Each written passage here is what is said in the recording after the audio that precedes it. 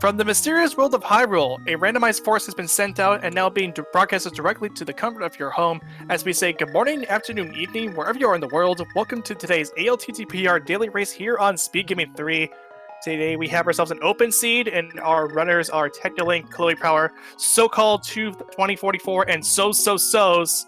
I am Professor Renderer, and joining me is my good friend, Mr. Scrub Ninja Tuna. How are you doing, my good friend?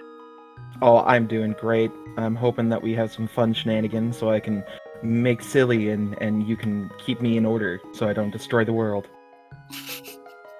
I'll keep an eye on you. I'll keep an eye on you. Okay, so we have ourselves an open seed. We will not be going through the start of the game like you normally would. We have access to the entirety of Hyrule, and we can enter the escape sequence if we want to. You'll probably be seeing that pretty soon, like very early on, or probably even if things get a little silly, a little later on in the game. Looks like we're gonna get the final countdown over on the race room. We'll be seeing the action coming in up pretty shortly. So, Scruff, my friend, what do you expect from this seed? I'm kind of torn. I want to see some crazy thing like on Pyramid that causes Aga 1 to be crucial, but at the same time, I want it to also be like passable by some easy glitch, so like flippers or hammer on Pyramid Ledge. So logically it's required, but people that can current jump will be able to pass it.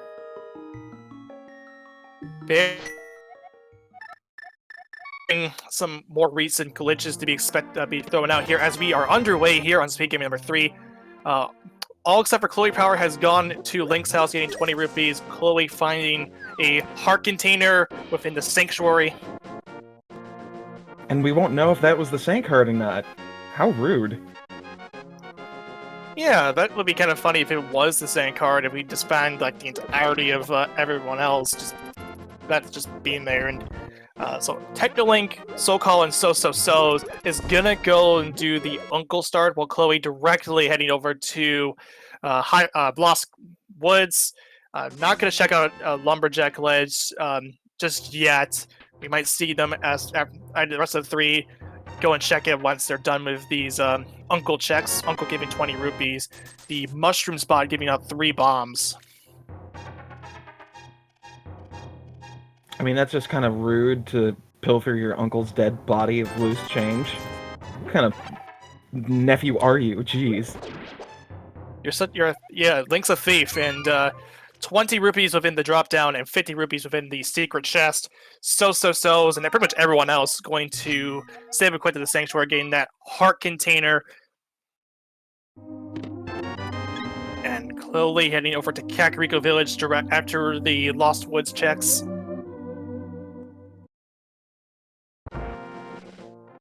So now it's time to see if this is going to be a very quick seed, or if this is going to be a normal, mess with you and laugh at you at a distance seed.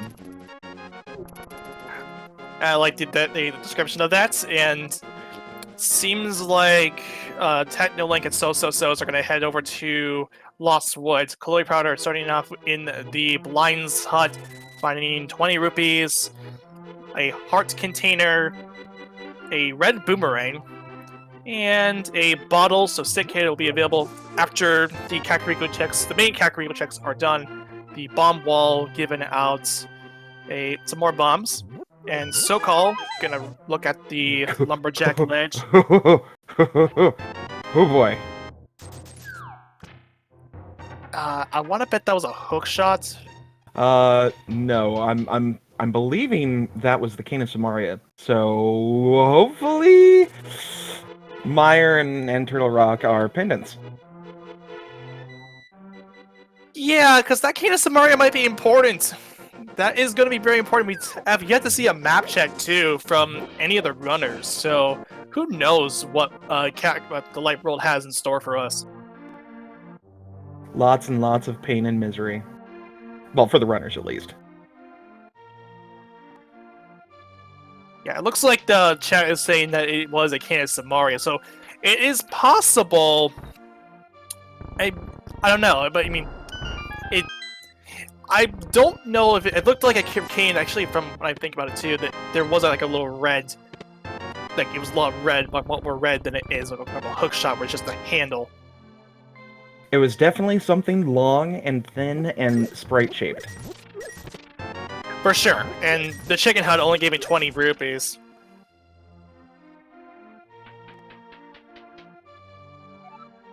And Chloe gonna head over to the back of the tavern and is going to get a sword. Of course, Chloe, with that bottle, is gonna get the sick kid out of the way because we found that directly in Kakariko, finding 10 arrows.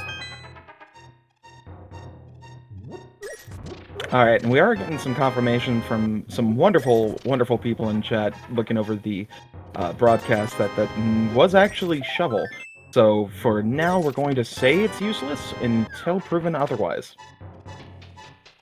Yeah, the shovel only gives out just the shovel only gives just only like one check. It's possible that we might find something on the digging game if in the event that happens we find a cape just hanging out there, and also Technolink opting to get money back from, because he found that one bottle that we found was actually a good bee, or at least a bee of some form. And sorry, go ahead. And it gives out 100 rupees if you show it to the bottle vendor. I'm very enthusiastic about bees.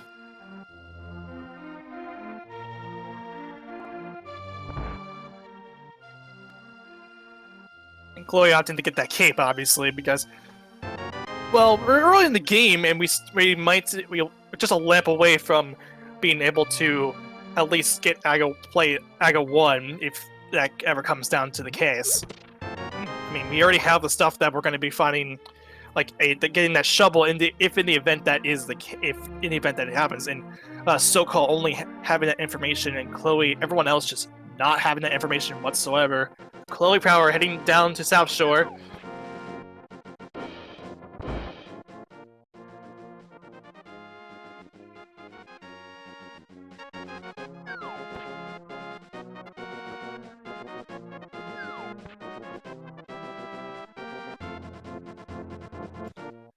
Right, the dam, or what would be the dam, only having 3 bombs inside the dam.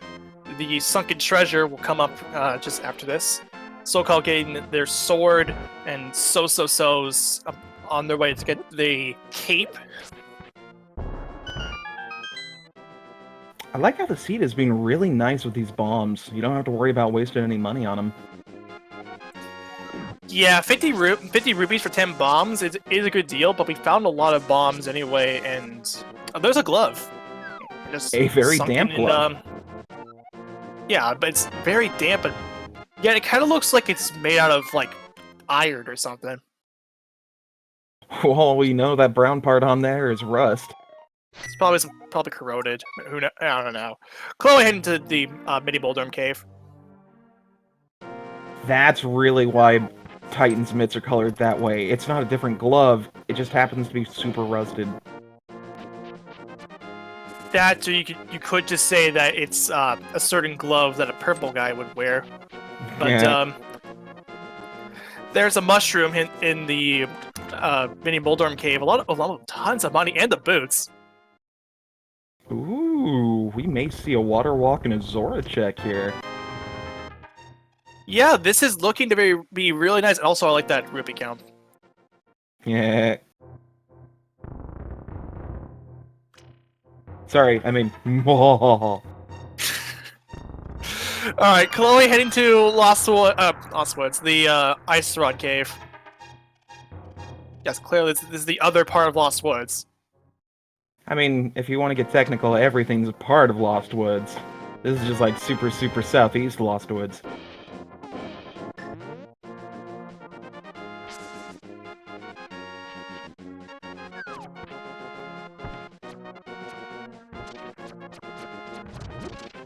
And lo and behold, we are seeing a water walk set up with Chloe Prower. And... whoop-bam! Yeah, it lets you walk on, literally walk on water, as the name implies. And it's pretty much another fake flipper, except you're not fake flippering at all. And I think that was a bow on Lake Hylia. I want to say it was too. So we're gonna need at least the flippers in the mirror. And there's a blue mail in the waterfall fairy, and the bottle fender with the waterfall fairy giving out just a fairy in a bottle. Very nice safeties early on. I'm not a fan of that early, just because of the sole fact that it kind of makes me tend to forget that I have it when I try to death warp. Nothing's better than trying to set up a death warp with blue mail and being like reminded that, oh wait, you can't die yet. Right, that is a problem. Soko heading over to the Agita cave, and this cave is just, it's out of the way in the desert area. It's not something that a lot of the runners will go to, and it's something that I tend to forget that it is a thing, and only giving out a heart piece. Yeah, not a very popular check. I did find out something really cool the other day, though, because I only thought there were 3 of them, but if you talk to old Mannequina back there, he will go ahead and actually give you 5 different bits of flavor text. And I always thought it was just 3, but the ones I didn't know, apparently he will talk to you about a panda and how they're evil. And another one is, hey, do you remember being old? Or young? Because I don't. Oh, so it isn't any of being about related to fart jokes. Oh, no. I mean, yes, Okay. but no. Yeah, but it's a good guess, but actually no, so. But Chloe heading to the back of a scable, So's looking to sequence break out the mountain. Ooh, that's a nice run, I want to say, from my Ooh. perspective. Yeah, that was. Yeah, looking at the runs from over here, it's like very pixely, and I can't really tell from the details alone. Yeah, it is kind of tough when you're looking at, like, a smaller, compressed version versus the one that's on stream, because it's really difficult to determine, alright, is that a little blue dot, or is it a little red dot? God forbid you're colorblind. Oof. Ugh, yeah. So's heading over, going to get the old man, and this will give him 3 bombs, the save and quit point, and access up to the mountain. Oh, Dark Cross only giving us more blueberries. But So is playing real heavy and loose here, only having 1 heart. Those flying cabbages there, they... Ooh, map check. Blue... What is that, blue? Or was that blue green? pendant, blue crystal, yeah, blue crystal, and then I see vanilla. Oh, yeah, that's a vanilla green pendant. Okay, cool. And French vanilla red pendant, it's typically that's blue, like over on Desert Palace, and the red one being on Tower Hera. Anyway, those flying cabbages, no matter what armor you have, will always do 1 heart of damage. Always. Yeah, the game, it's considered environmental damage and not from enemy damage, so it's just 1 heart regardless of mail.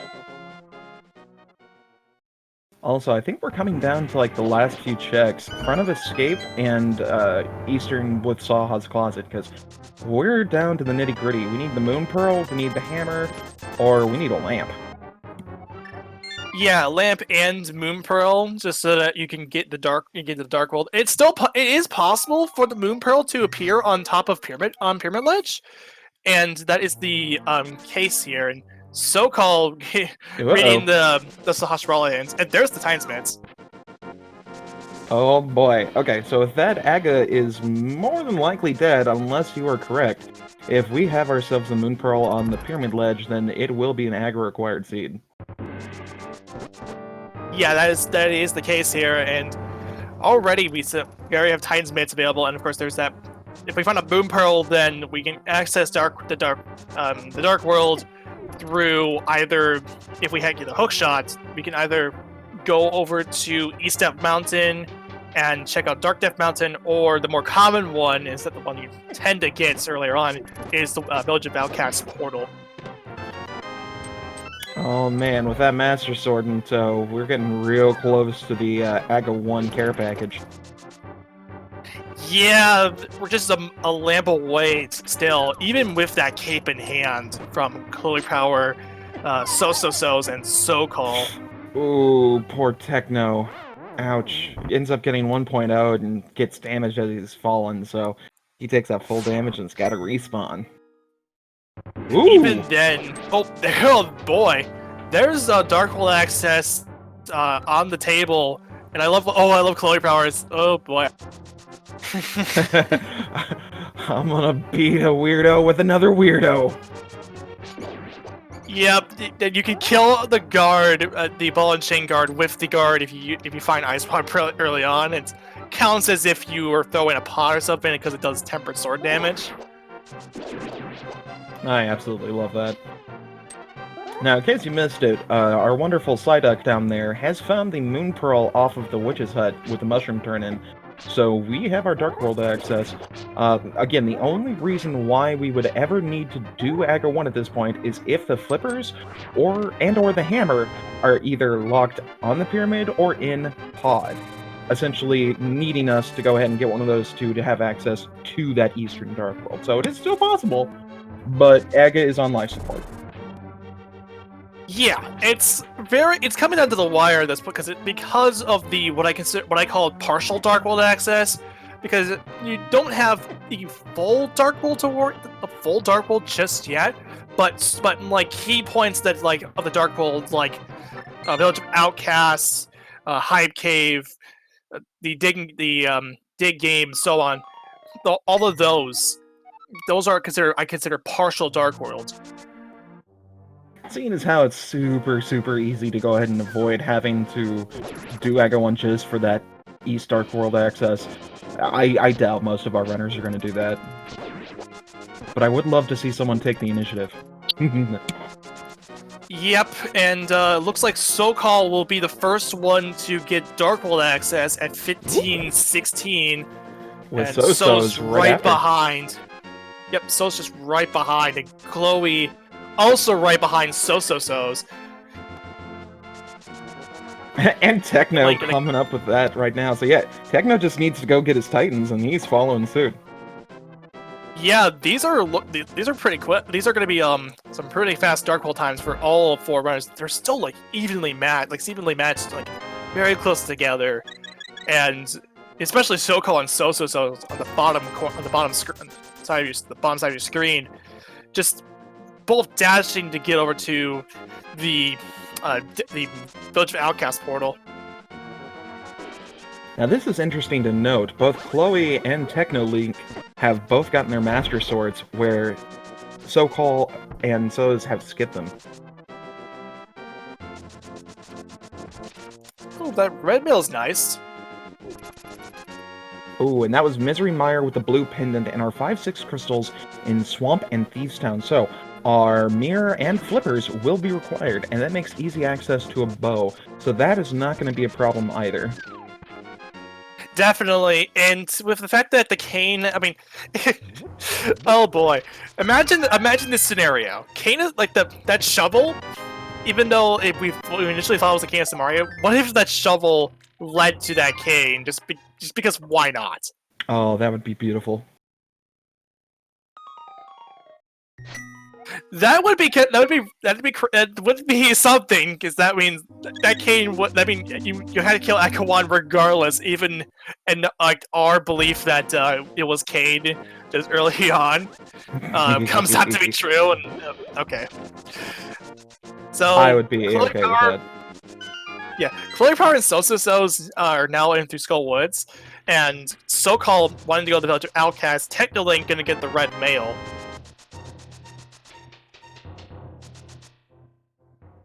Ooh, there's our mirror. Nice. It looks like it was hanging out within the back of the brewery. So, still a little bit closer to that bow.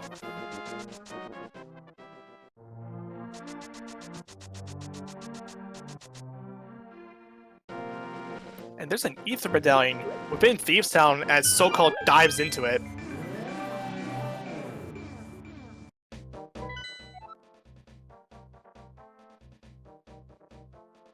Let's go, Thieves Town. Oh no.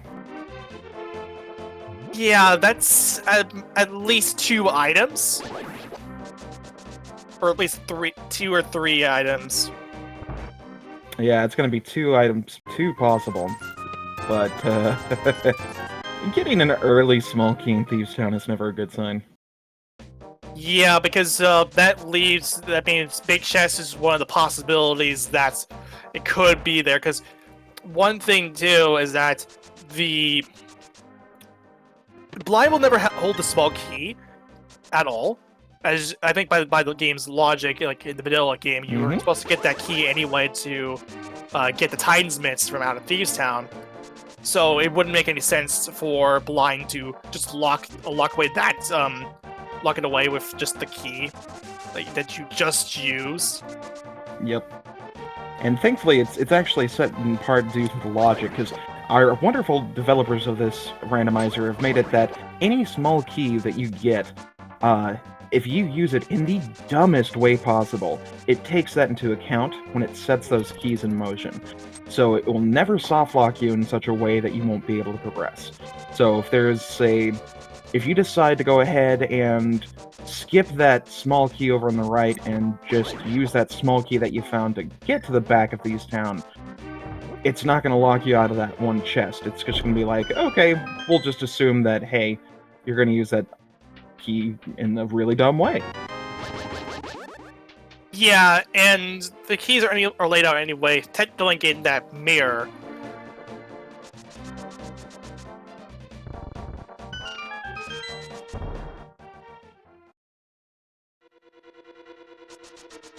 Ooh boy, there's our compass.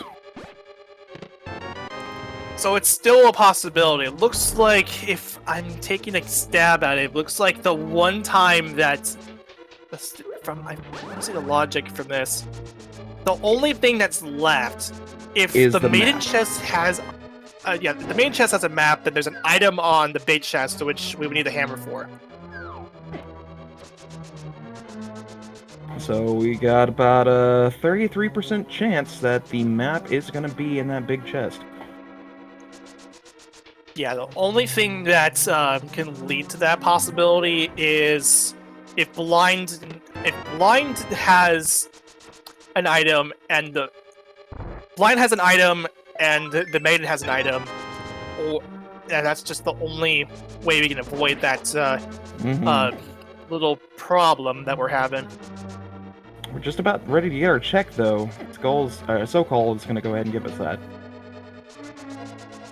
Whew, alright, that's one bullet dodged. Okay, so now that means... Now, blind will have to have dropped a key... Well, not dropped a key. Dropped one of our items in order to avoid the bait chest. If blind has a map, then we will effectively orphan off the bait chest of Thieves Town, and it won't be until much later for one of the runners to find out that, oh, there is an item there. I do like that So-So's has decided to go over to the hammer chain, or sorry, the smith chain, just to get that out of the way. Yeah, it's one of those checks where if you had done it, then it's nice to get it out of the way beforehand. So-called taking down the blind fight, and there's that 20 rupees, and there's first blood at 2207. Nice. And okay, that is a blessing in disguise. That means that the big chest does indeed have the map, so we're kosher. Yeah, so the only thing that we found there was that Aether Medallion, and there was that little scare that we had with the small key, which was eventually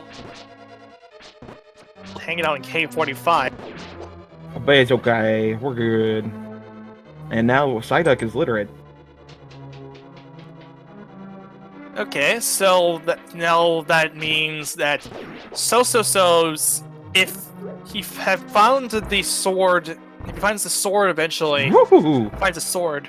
Ooh. Okay, so that takes care of Aga 1 up until the possibility. Of course, there's still that really rare possibility that Aga 1 could be locking something like some progression, like I mentioned, that the possibility of a shovel that leads to the Cane of Samaria, or pretty much anything. Oh yeah. That is that possibility. So it's like a 1 out of 200 and something or other. Oh no, it'd be like 1 out of 170 chance. I would imagine, yeah. I haven't kept track of the total items that we found thus far to make a appropriate percent ratio there. So is gonna just read the Bombo's tablet, and it's gonna get some information here. So just a heart piece hanging out on that Bombo's battalion. Ooh, I think he's gonna go ahead and check out Desert afterwards. He won't be able to finish it because he doesn't have a fire source, but this is a good check to do while you're here. Yeah, for sure. Clearly getting their first crystal at 24 minutes flat, and technically about 9 seconds later getting their first crystal. Ooh, no, Saz is... I think he may be going up to the mountain there.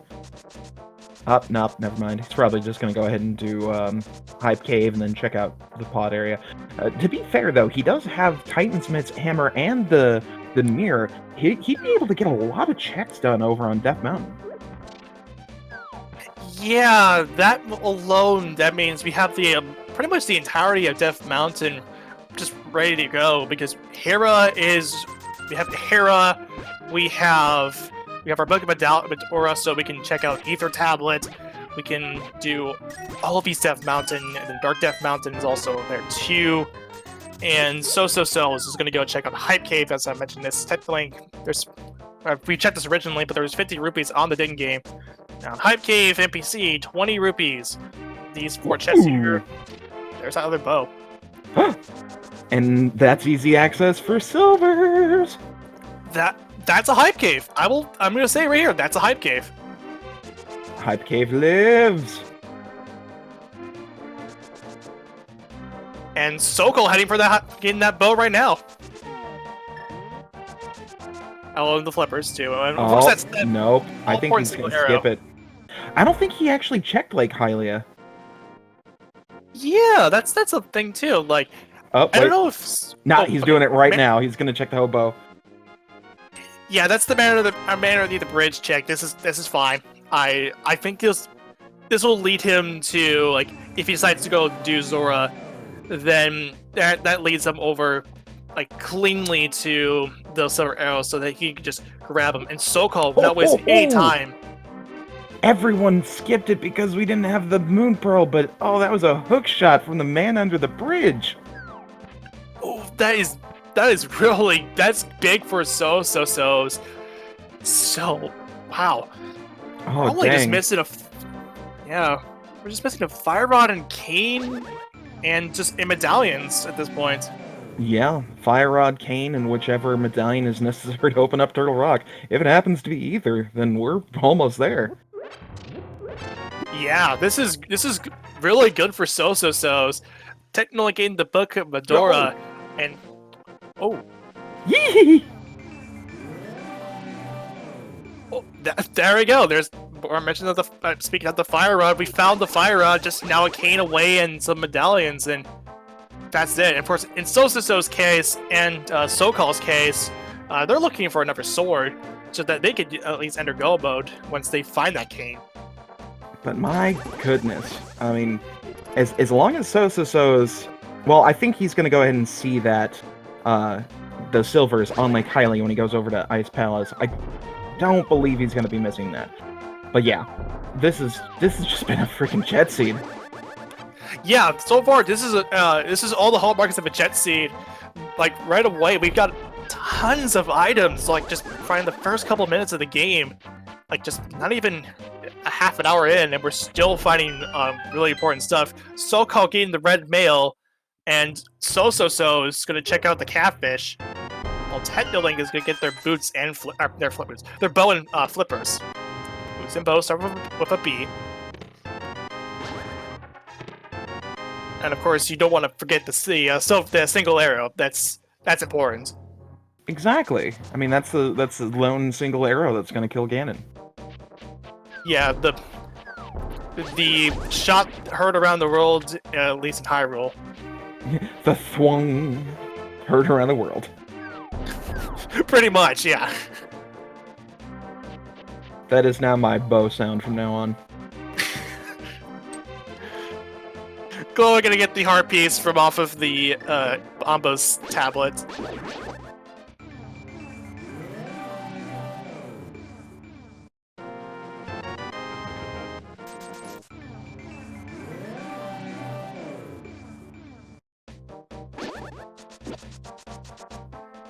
Okay, Let's see. so... Oh boy, we got a lot of things to do now. A lot of the... Swamp check. Okay, that makes sense. Thieves Town is already cleared, and it's a 5-6. Oh no, you did... What? No, Soko, go back and do Swamp! Pod seems... But Pod is another fair play. A fair check to do. Like, a fair dungeon to do. Or, not even just that. Okay, he's gonna get the Fire Rod. Yeah, that's good. But yeah, I totally would do the freaking Swamp Palace play, and then do the big bomb into a pyramid check. Especially if it pays off with, like, a Kena Samaria. Exactly, yeah, and Technolink is gonna do that right away. Yeah, I wouldn't... Like, both Pod and Swamp are good good dungeons to dive. Because they represent the highest and second highest within the Dark World. I don't think Technolink got his hook shot yet. Ugh. He should have gone and picked up his silvers. That would have gotten him his hook shot. Yeah, so Technolink will only be able to do the first couple of... Will only do up until we have to go to the back. So left side Swamp is the only thing that he can access after getting through this first initial rooms here, getting the first chest out of this first one, the bomb chest. And Chloe gonna get the hook shot, 3 bombs in that first opening chest. The only way I can see this paying off for Techno is if we end up having something like Kane over on the left side Swamp, because most people probably won't check that immediately.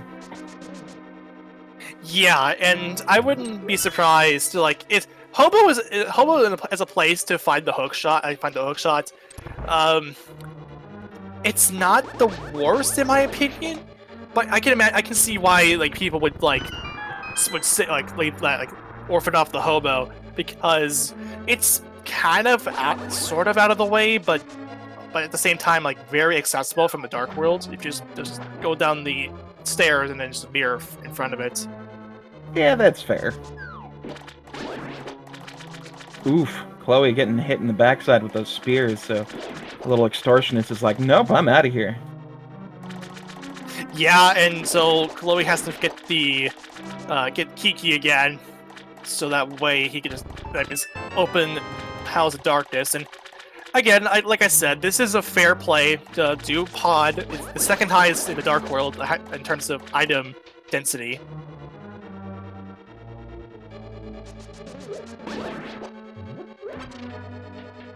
And sadly, we don't have a cane, and we don't have the hookshot for Technolink here, so not going to be seeing any diver down. Yeah, and it's actually like, we're, in case you're kind of new to here, if you're not wondering, like, oh, what's a diver down? Diver down is one of the more recent glitches that was recently unbanned by the Racing Council. Oh wait, here's an ether tablet check. Ooh, and a harpies. Heart container, yeah. Yeah, and it lets you do a number of things. First of all, and the most important one is you're able to open up, like, you're able to intentionally flood the key, and then you can set up for a diver down after pulling that second switch, and you can grab the key while you're still doing that water walk thing, because you're essentially setting up a water walk. Mm-hmm. Yeah, the fun thing about this is that the game does not actually classify when you're doing a water walk. It doesn't think that you're on top of the water, it puts you on the very base level. So even though the water effects make it look like you're on top of it, you can still walk through the door and you can still pick up the pots that are underneath the water. Yeah, and it also works the same way for the flooded chests after the third water switch. That's the one that I'm familiar with. I haven't really experimented with. I haven't done the second one just yet. But the way that the runners make it a lot quicker to do is that they will set a bomb after hitting the switch, and like on the crystal switch, and then as they leave, they essentially Techno forgot he'd already checked the left side. Techno? What are you doing? Or wait, is he gonna he's gonna do the other side? Like, yeah, he needs to do the right yeah, side. You can't do left side. Yeah, you can't do left side with without the hook shot. You just gotta flip. You gotta like fall down this hole. Silly Techno, tricks are for kids. Yeah, but Ooh. So that's painful. Left side swamp had both map and compass. yeah, so that means there's gonna be a lot of items in the back of there's gonna be a lot of items in the back here. Also, SoCal had taken down Tower of Hero, so we got second crystal. Yeah. But anyway, okay, so I can finally finish this by setting a bomb on the crystal switch and leaving through the the door, and as the bomb is exploding, you essentially the bomb explosion still stays, and the crystal switch despuns because it's not part of the same super tile that or at least that same room or that one tile that the bottom room has. So it's essentially despawned. Mm-hmm. And by doing the diver down and getting the crystals, getting the flooded key, you go back to the room that you were previously on with the incoming exploding rage bomb. slashes. Yeah, there's a hook shot. Oh.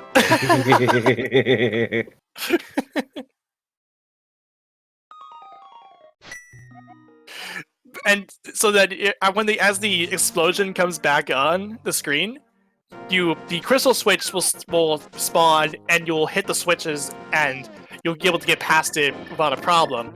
Chloe looks like took a death in the dark maze room. Thankfully, that fairy backup is awesome.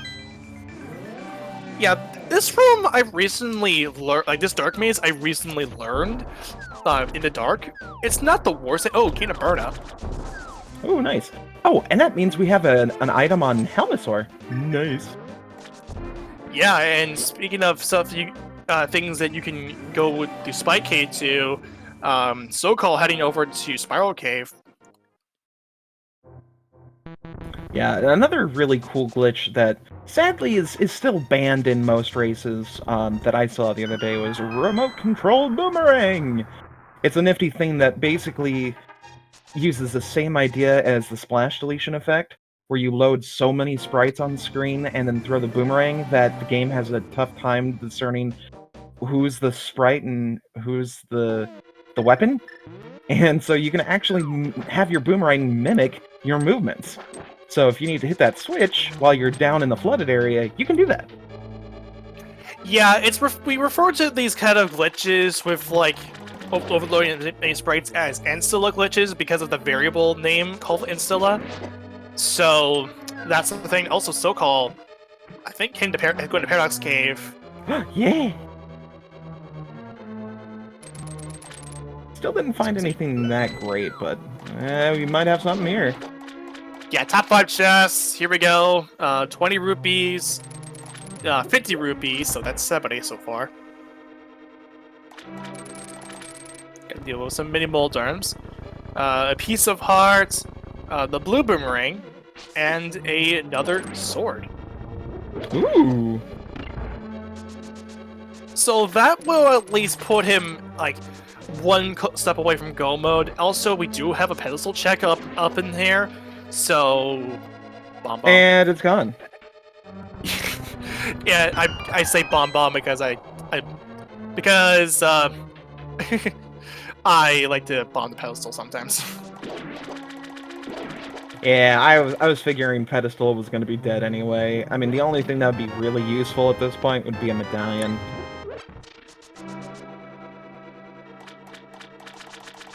Yeah, because let's be honest here, Kane it would not be on the pedestal because of Misery Mire. So the only thing that could have potentially been on there was like you said, Scruff, just a medallion, and it could have been like a Quake or Bombos, provided that Mire is not Quake or Bombos. Also, Chloe took out the House Arcane. Well, bam! The joys of silvers. Oh, Ether was Turtle Rock. Yeet. All right, so we are just a Canis Maria away. Yeah, this is great. Like, this is really good. So at least now we're like, yeah, one away from go mode. Now the best thing that could potentially happen is if the Kane's right underneath the doorstep. While so's going down to dropping down to fight Modula, and all at the same time, Technos onto the Argus fight. Yeah, so-called gonna recheck the floating island. Using the Golden Bee strategy. I love it. Yeah, this is, oh, in Randomizer, this is a really fun room, because, like, a lot of the, a number of bosses, except for, I think like Trinex, can spawn here, and I've seen some really funny stuff. Oh, there's Quake underneath the doorstep. Oh, yeah. Along with 20 rupees. Randomizer is so great, especially when you do get that Helmosaur in Mothula's dungeon. So yeah, fun. that's what we effectively refer to as helicopter, because the moving the way that the room is set up and how the floor keeps moving, it makes it so I think it screws up a lot of the key elements of the room. So the tail is effectively useless. And it looks funny. Oh, my favorite thing from the room here in like Helmus in Randomizer was the Armos Knights. I saw like it was Scrub Casual and I Am the Schwarz. They're competing in a race, and there's the Bombos medallion over on Techno's side. So yeah, all three are done there. But they were fighting Armos, and Scrub Casual. I think I said Scrub Casual or Schwarz. It was Scrub Casual. The last Armos Knight came off the top of went off the top of the screen, and in the way that's like, and it's kind of similar to how it effectively happened was, the way like now if you're familiar with the potion camera unlock. The potion camera unlock works by, just like unlocking the camera from the kill room, and the game only recognizes as a kill room cleared if all enemies are off the screen, or like off the screen at the time of you killing like the last enemy or something. And if all rooms, even if you scroll the enemies off the screen, that also counts. The Helmosaur came off the top of the screen of the effective kill room, and you got the crystal way earlier, and the last Armos Knight kept trying to crush Scrub Casual, so it looked really funny when it came out to it. And speaking of Armos Knights, there's the Armos Knights right now, and this will be a really quick fight. A perfect segue. Ooh, Techno is going to give us our big bomb check. If I was right, if this is the Canis Maria, he won't know it, but he'll be in go mode.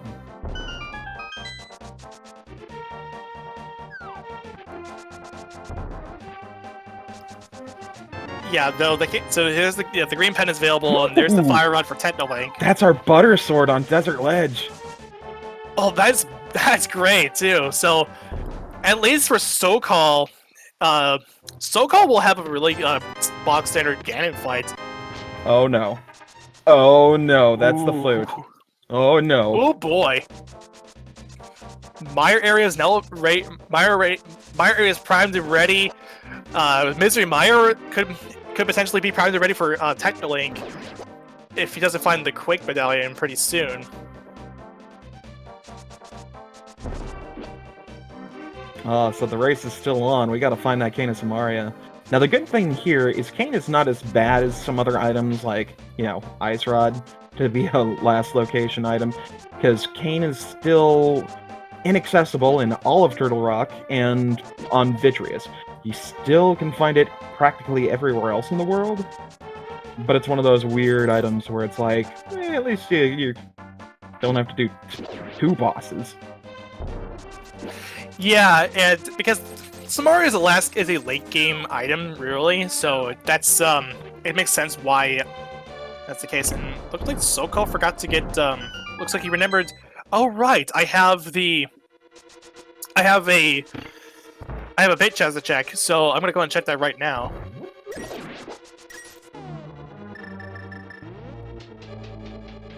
Chloe going to go into Swamp Palace, and there's that small key, so we are going to be heading to the right side.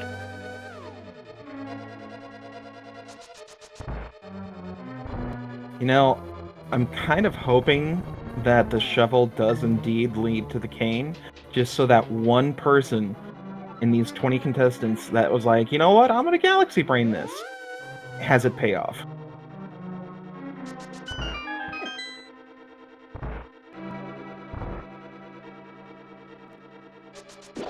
That would be so wonderful.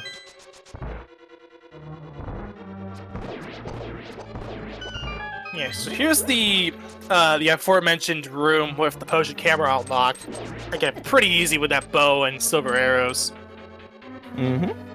Yeah, nifty way that trick works. As long as you have the hole, like, open to that area, you can go and stand in the middle of that hallway while you're holding left, use that potion, and just for one frame, it'll move the camera over enough that it won't lock it in place.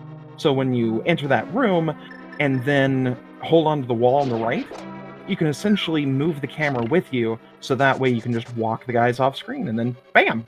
Door open. Yeah, it pretty much, like I said, because the way the kill rooms work is that the game only checks for if all enemies are on the screen, even if they're either alive or dead. It only just looks for if all the enemies are off the screen.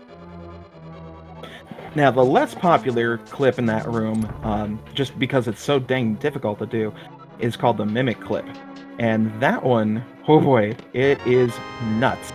You basically have to get the mimics to not only stand on, well, in this case, it's just one. You don't have to worry about the green ones, because you can kill them, but the red one, you have to have it set, like, as far left to the wall as you can, and then within one frame of each other, you have to hit down and then left, and it will, or I guess right and up in this case, because it mimics it.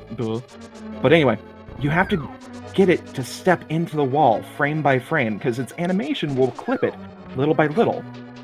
Oh, Chloe did a diver down too. This is actually the bomb method.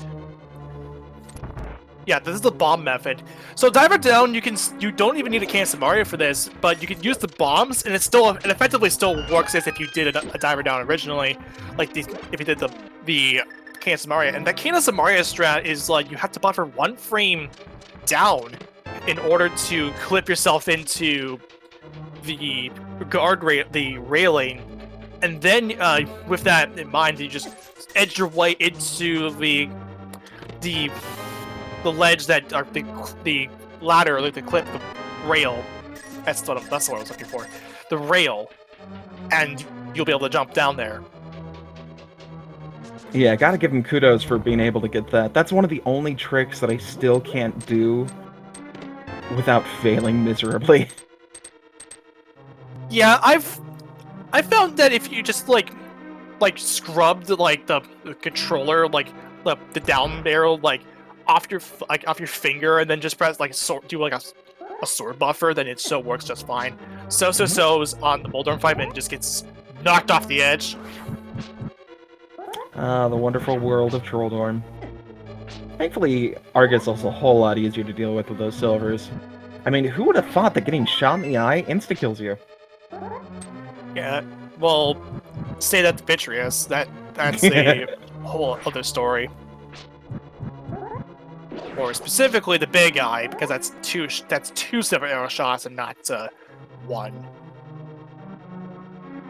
I do find it funny, though, that both Cold Stare and Vitreous, two bosses that you, in the vanilla game, would never be able to use Gold Sword or Silvers on, are insanely weak to both. Yeah, and Chloe is going to go and check out the Pyramid Fairy for himself. Technolink already done that. And So's opting to do another one of the more recent tricks. This is the Herapods, or no, actually no, he's not going to go for Herapods. Actually, he had a hook shot. I was expecting him to do the Herapod, but it's a really neat trick where you could, whereby like doing some, by placing the bomb in a specific way and telling the explosion hits you to knock you into, you knock yourself into like 1 pixel into the pot, which is enough to, you can hookshot it into, and by doing like a left and up input, you'll fall into the pit, you'll fall inside, and then you'll be able to get up to the top of Tower of Hera without having to climb the tower itself. Sorry about that. Chloe got the wonderful glitch that happens if you drop the big bomb and have it explode in a certain way when you're on Pyramid. It will go ahead and glitch the sprite animation, so you'll have a random broken wall over to the right of the pyramid. I've never seen that, like, ever. I know I'm familiar with the bomb duplication, but I'm scared to do it because it's so tight. And it's funny that we're sitting here explaining all these glitches, and there's a small voice in my head that's like, "Welcome to another episode of Glitches explained by 2 people that can't do them." That would make a great series, actually. Yeah, just have a couple of people that vaguely have an idea of how to do them but can't perform them. Yeah, SoCal is gonna on the August fight. Well, Chloe is going to be activating that float, and the duck will be released from its little wind vessel, I think it was. It's a thingy. I know there's a name for it. I'm just gonna call it wind vessel because wind vein. Yeah, it's close enough. I was thinking Matt Hardy with this whole vessel thing. I mean, if you have an accent, it could be a wind vessel.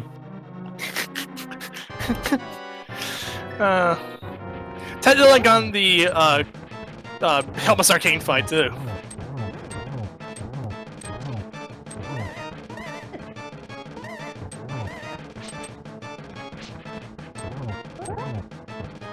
Chloe not taking the initiative to float over to the mire area, but is going to go ahead and finish up the Skull Woods boss first. Not a bad idea.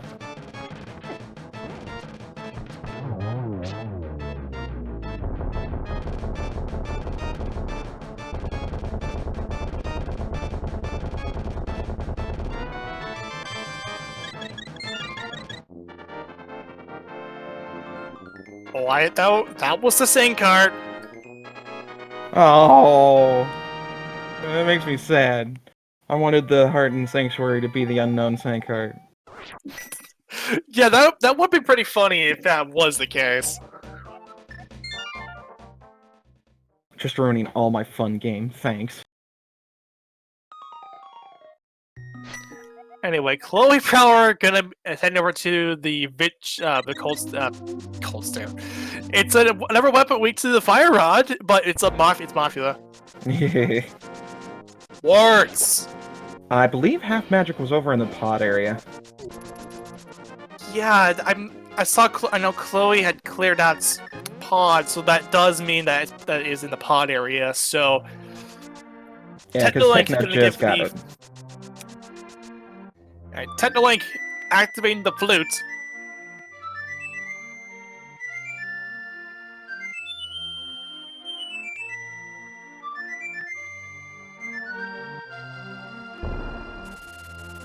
I would copy Dr. Bobtastic, but I don't have anything. I don't have any like lyrics to come up off the top of my head.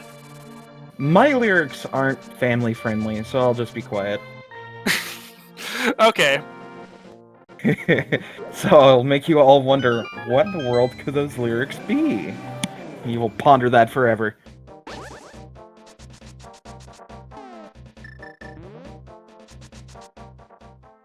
So okay, Techno Link gonna go and clear out Skull Woods, so-called activating the flute. It would be a matter of time for one of these runners to go over to the Mire area. Clearly gonna read the pedestal. It obviously didn't have anything, but even then it was kind of running low because it was just medallions, and besides, but even then, we already know what ether is, so it's kind of pointless. I mean, I don't think Chloe has one up the mountain, so it makes fine. Yeah, Chloe has not one up the mountain, so it makes tons of sense for him to read the pedestal.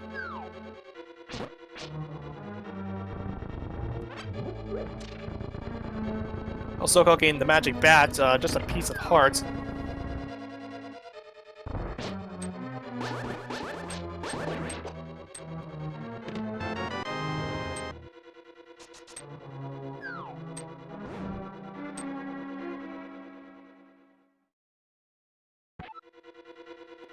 Okay, SoCal is heading over to the Mire area. This will be the first time that SoCal will be doing this. Ooh. And our requirement for Misery Mire will be Ooh, it is Quake. Looks like. Durf. Alright, let's see if we get Arcane. Is it underneath the doorstep of Misery Mire? No. It's red, but not the red that we're looking for. So, not underneath the doorstep. Carrying on. To the checkerboard cave. Come on, checkerboard. Checker, checker, checker, checker, checker. Oh.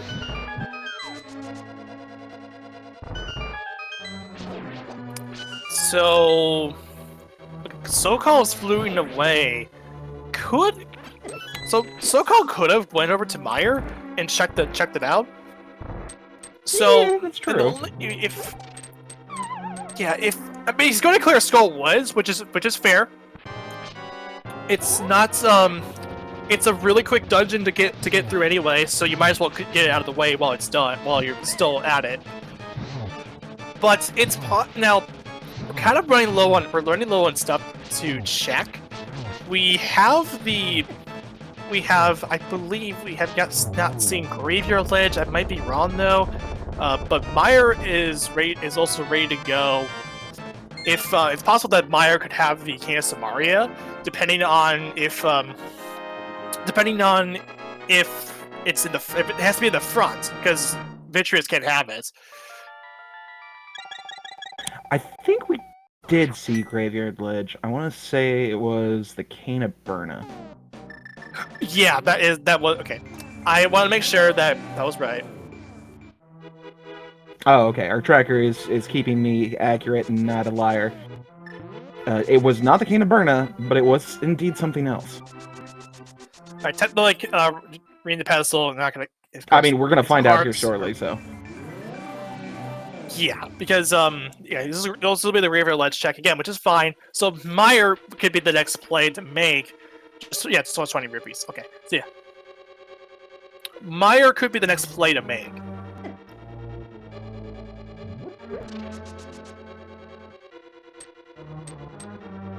But of course, there's still that looming possibility that our shovel might have the Cane of Samaria, and we have to kill Aga 1 anyway, because we're actually running down those checks. And SoCal has that knowledge in the back of their mind.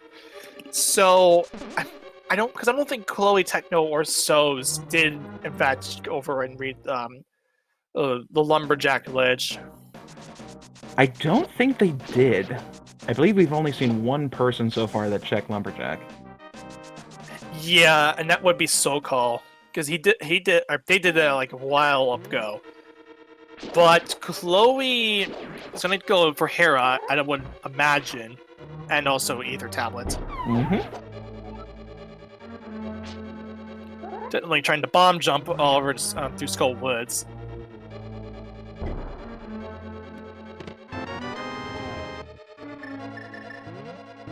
So's getting the bomb. Gonna go for the Pyramid Fairy, and Chloe heading into Hera. I don't know. I think the flute is kind of pointless in the direction of saying, hey, the one item you can get in Misery Mire happens to be the cane. Yeah, if I'm gonna follow the breadcrumbs, I'm gonna follow the breadcrumbs over to Mire if I was running this. I mean, to be fair, if I were running this, I would have already done Aga 1 and failed miserably. Yeah, but of course you would probably find like the shovel and hope that probably just God Vision did affect the cane if for whatever reason it's not a Mire. Technolink gained the information about the Tempered Sword on his side at least. Over on the desert ledge. So's getting the flute.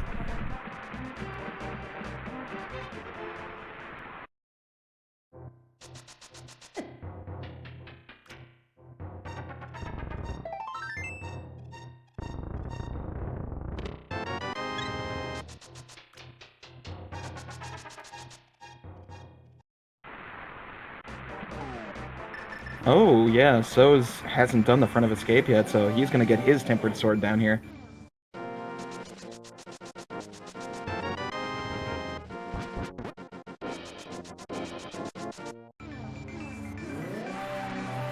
Speaking of Tempered... So's is heading over to the back of escape, gonna get the Tempered Sword here. Back of escape, front of escape. Yeah, it's a part of escape. Yeah, it's escape. Well, just not city escape, but escape. Escape from it.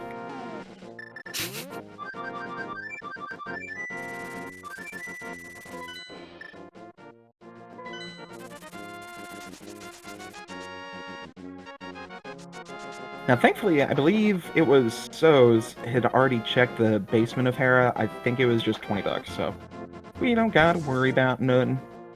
Ooh, Techno. Go to Ice Palace. Do it, buddy. I believe in you. Yeah, that's something I didn't think to consider. Yeah, we have Ice Palace to check as well. So Chloe getting information about Quake being on the Mire. So yeah, technically gonna head for. He is heading for Ice Palace. This is something I forgot to consider. That Ice Palace is one of those options. The last couple of options, yes, but it's still an option.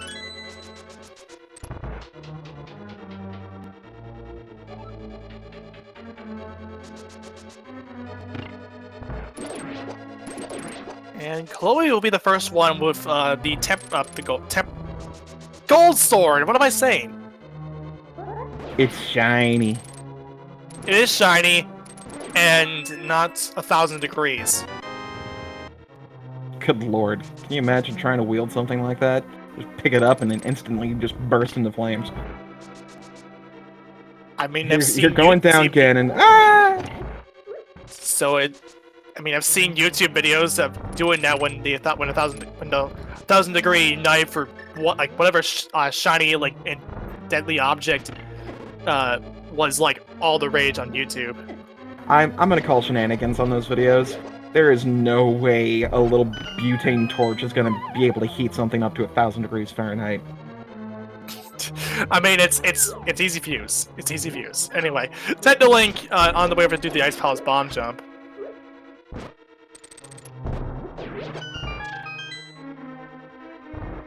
And for all of you wonderful non-Americans out there, I think 1,000 degrees Fahrenheit is like, what does that translate to? Somewhere around 400 Celsius? I don't know. It's really, really hot. 537.78 or 537.8 degrees Celsius. Oof. Yeah, that's really, really hot. Now, quick, tell me what the Kelvin is for that. 81.9. Or Oh, wow. 810.9. Oh, okay. I was like, wait a minute. I got my numbers mixed up. Da-da-da! Alright, Technolink is in go mode. At 103.35, Kana Samaria was indeed in Ice Palace. Which is sad, because that means we won't ever get to see the wonderful, wonderful icebreaker glitch. Yeah, it's funny. It's funny because that you're forced to do the ice. That if you're forced to get the KS Mario from out of the spot after doing icebreaker, which is one of those glitches that again were recently unbanned from the Racing Council. But it lets you extend the door states that is from like over in that room where the big key chest is at. It is a super, super cool glitch, and I'm so proud to say that I've finally figured out how to do it. Yeah, I figured it out when we were still waiting for a decision from the Racing Council, and get to do it because I just was practicing Diver Down when that came out. One of my favorite visual bugs in here is if you press select as soon as the shell is fading away, you can still spot the shell on the screen. It's one of my favorite visual bugs.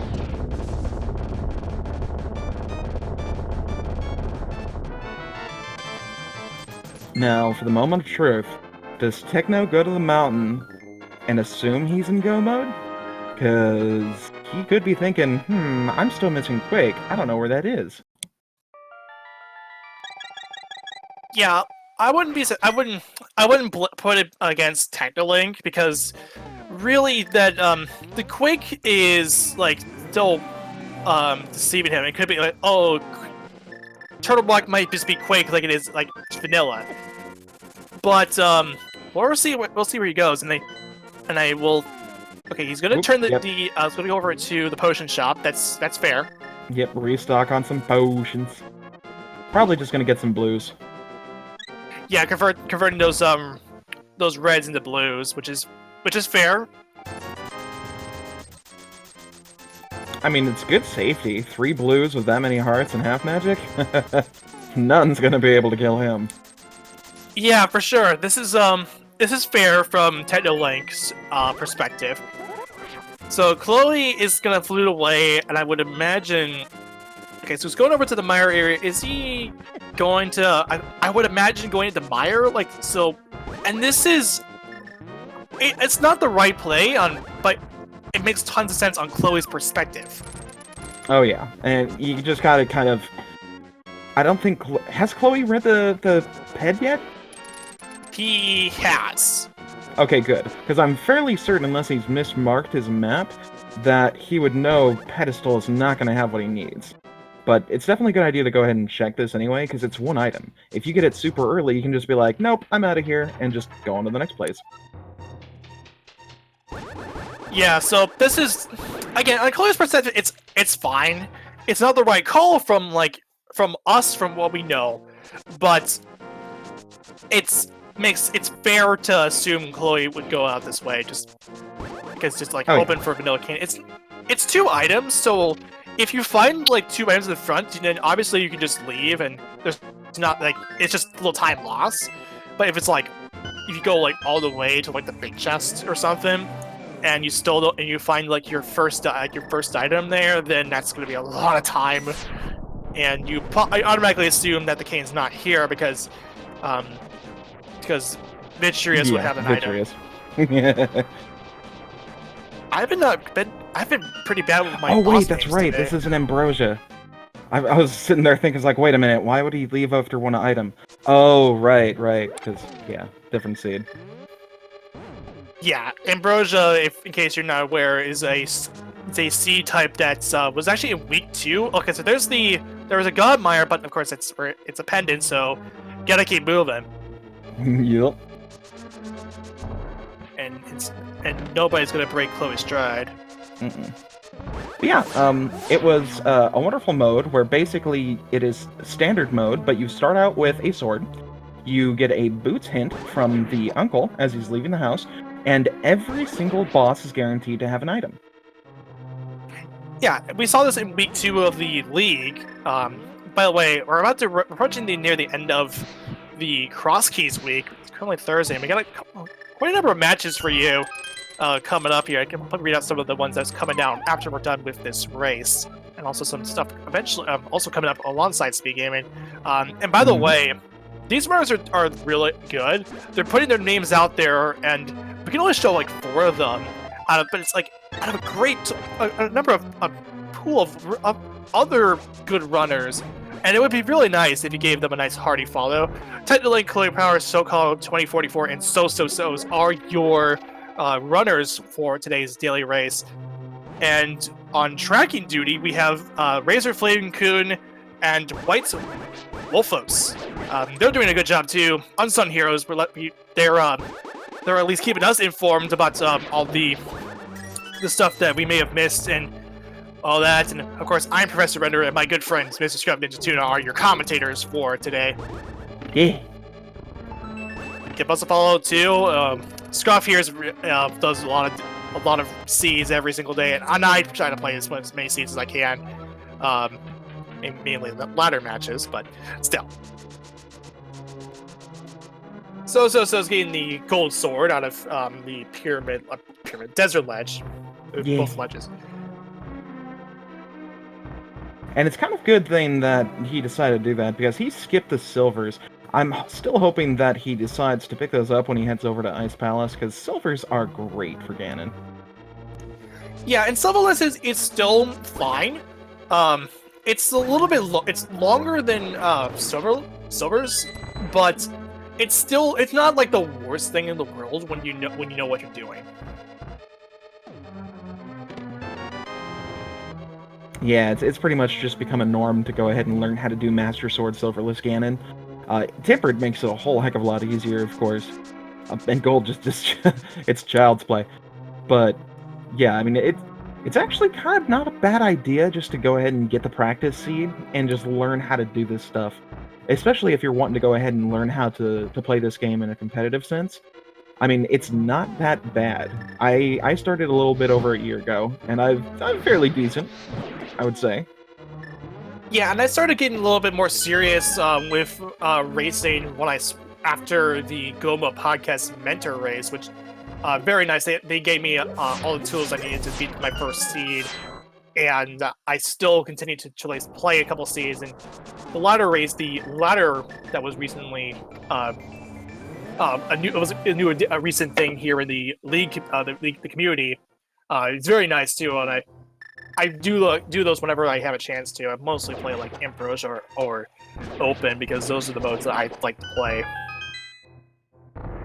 But yeah, if you're interested in joining this community, as you can tell, we're really open, it's really fun, and it's exciting to get into. So feel free to go ahead and check out the Discord. You can also check out the Speed Gaming Discord, and just join a lot of cool people. Yeah, we're a pretty friendly community. We invite pretty much everyone, and if you want to join these races for these daily races for yourself, there's one coming up at 9 p.m. And we will and you can at least try out and you can at least see if you're good enough to play. If you feel like you're good enough to play, like go in a race, go by all means join one of these races after you complete your first seed, and see how you do.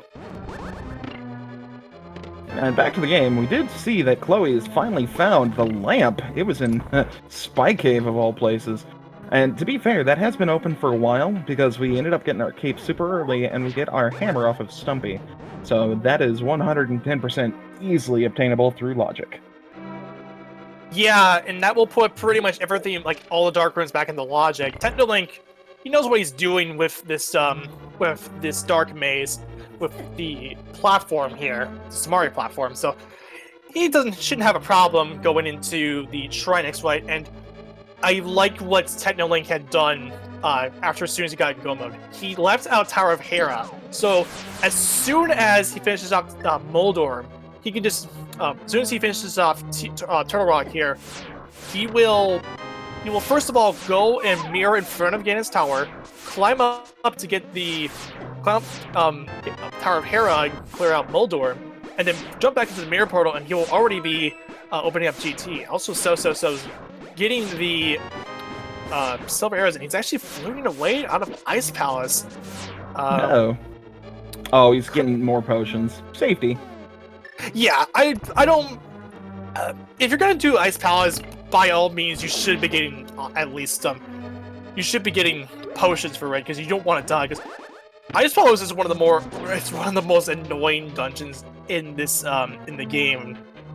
I don't know if you really want to count like the GBA port. If it's like, it's not as dumb, but it's from the most part, it's kind of the same dungeon in the Game Boy Advance port, which includes 4 swords.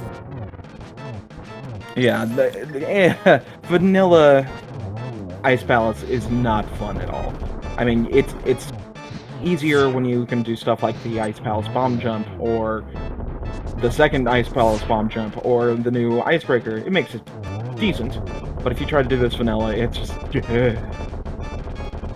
Yeah, and Technolink is preparing to use a blue potion down to 3 hearts. Actually, this should be okay for... Oh yeah, red mail is fine. You can get hit by that giant rock turtle all you want. Yeah, and that will be Trinex down for Technolink. This will be his 6th crystal. And so this is what I'm talking about here. He's finishing up Turtle Rock. He's going to pull out the mirror, and he's going to pull out the mirror eventually.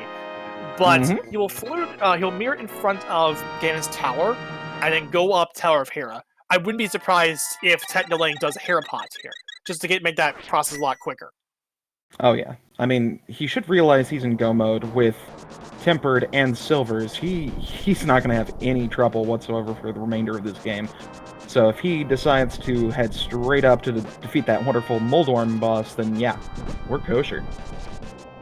Not to mention, too, he's got half magic and red mail, so he's going to be coasting through GT, and won't be stopping to check any more chests here. So yeah, Technolink mirrors in front of GT, climbs up Tower of Hera. It's going to be pulling out the hook shot and going to do the Hera pot, which is fine, because he hasn't done this yet. So he's going to be looking for that all important key. So he got the key. So I don't think it will matter, because even if the key's on the front, he's gonna Hera pot anyway, I would imagine. Ooh. No, he's just going to go the normal route. Oh. Interesting. It's doing the Hera pot, it would save a good minute or so climbing up the tower. He just may not be comfortable doing the Hera pot right now. He knows that I'm commentating, so I'm going to be ragging on him like the entire time. Yeah, this was if you recall back to yesterday's seed, Scruff won over Technolink because Techno told him to go to skip Kakariko, and Kakariko had like nothing but like a powder or something.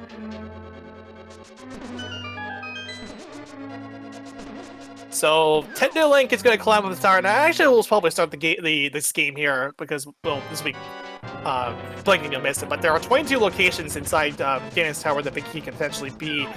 From 1 to 22, get your guesses in chat where you think the Big Key might be. I'm going to say, you know what? This will be kind of this team's been pretty jacked, so I want to offset that by going tile room. I don't usually do this, but I'm gonna go tile room, number 22. I'm gonna say 13, my usual. That's the seventh and final crystal from Moldor. And now the fun begins. Where will the Big Key be?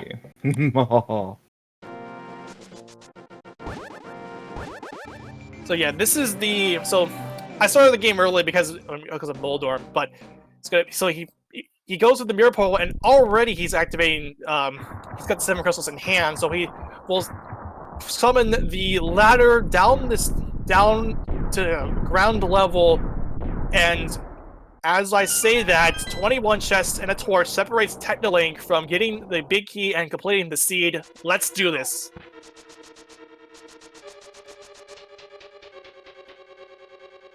Going to the Hope Room first, chests 1 and 2. Number 1 is going to be 20 rupees. Number 2 is going to be a compass. Going to go left. Yep, sadly we have not learned how to phase through locked doors yet, so... Well, in a non-major glitch fashion. Number 3 is going to be a green rupee. So we get to see Bob in case if we don't find the big key like here like very early on. Bob lives! Number 4 in the Stalfros room is going to be 20 rupees. Number 5 is going to be a small key. Number 6, another small key. And number 7 is going to go full left here, and indicated by the steep killing of the Stalfos. Number 7, 300 rupees.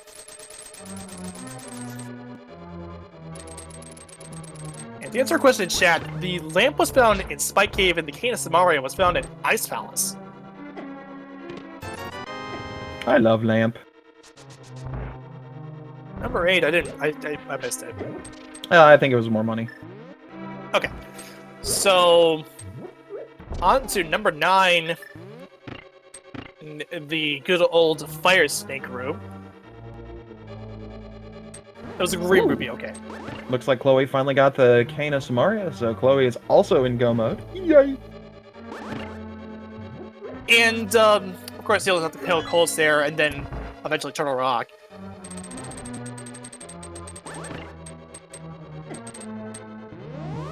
While Sokol is going to pod. And number 9, in the Fire Snake room,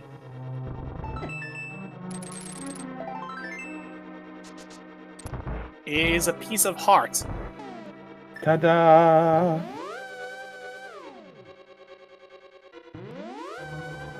Oh, Cold Stare Butter, how great you are. Yeah, this literally cuts through Cold Stare like a hot knife through butter. I mean, to be fair, that is where the name comes from. Yeah, number 10 in the random room. 20 rupees. Number 11, 20 rupees. Number 12, 3 bombs. Number 13, 20 rupees. No, my imaginary points. Oh wait, no bot, never mind. My imaginary points are safe.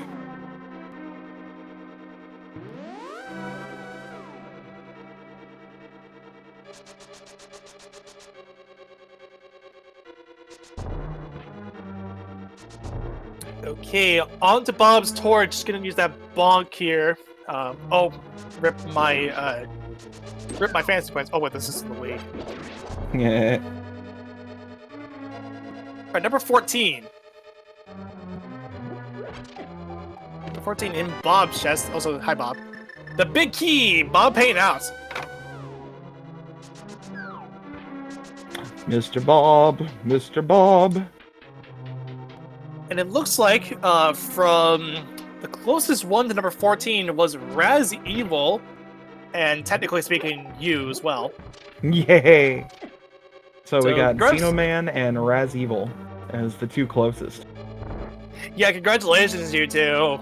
You get my these like imaginary points, internet points, It's our love and affection. Yay! and maybe it may or may not be, and also a trip on the Owl Express because I like had time. Also, yeah, you should probably thank Bob because he's the one that gave you the win. Okay, now that technically gets the big key, it's a matter of climbing up the tower, and it's gonna fight off Moldorm 2 and Lambo 2 and Aga 2. Now I'm just imagining that one My Hero Academia MSU pack where it's got the epic music. Oh yeah, that's another cool thing about this. The developers not only created all this awesome stuff to do with the randomized game in general, but we have Sprite developers that made these awesome characters that we can play as, and then MSU developers, which are basically just audio packets that you can swap out the game audio with. It is super, super awesome. Yeah, and MSU1 is a custom chip that was developed by the creator of the BSNES, and the BSNES now called the Pew? Called Pew now? Mm.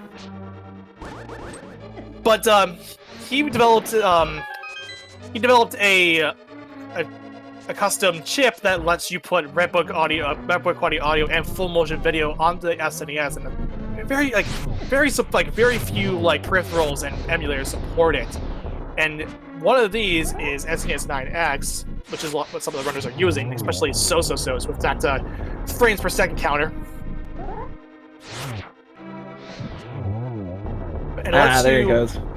Yeah, and we have the support for MSU1 on the randomizer just by switching off the background music, or not even just background music. If you have a MSU1 pack loaded up and you have the proper name for it, if the game sees that there's some time to put on MSU1 support, if it has the necessary files for it, then you will be able to play with Redbook audio.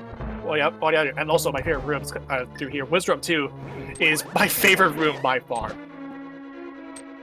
It's gonna play it it's gonna play the normally missed on two of the block beams.